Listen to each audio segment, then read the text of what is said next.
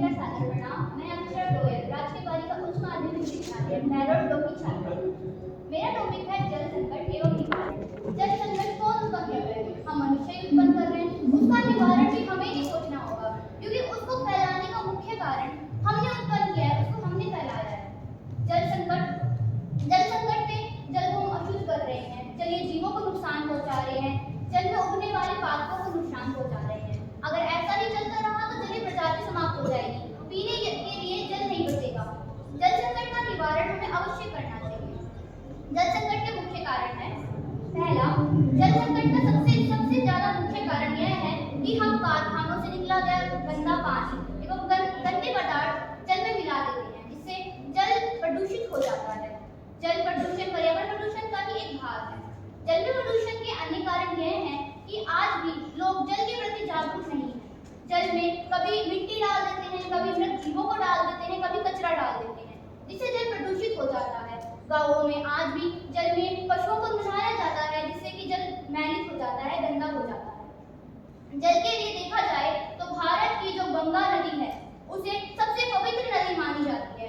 दूसरे देशों के लोग भी, दूसरे देशों के जो बाहर यात्री होते थे, वो गंगा का जल लेते थे, जिससे गंगा का जल क्योंकि कई समय तक संरक्षित रह सकता है, और जब जल संरक्षित रहेगा तो उसको इस्तेमाल भी कई समय तक किया जा सकता है। जब कोई यात्री कई समय की बड़ी यात्रा पे जाता था तो गंगा के जल को उपयोग में लेता था, जिससे कि वह कई समय तक संरक्षित रह सके और वह उसका उपयोग कर सके।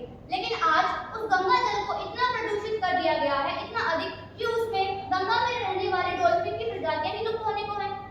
गंगा के जल को इतना प्रदूषित किया गया है कि उसको पीने योग्य नहीं छोड़ा गया है। इसी पे मैं कुछ कहना चाहूंगी कि आसमान हो गया है धुआं धुआं, आसमान हो गया है धुआं धुआं, खौफ में है मौत का कुआं, खौफ में है मौत का कुआं।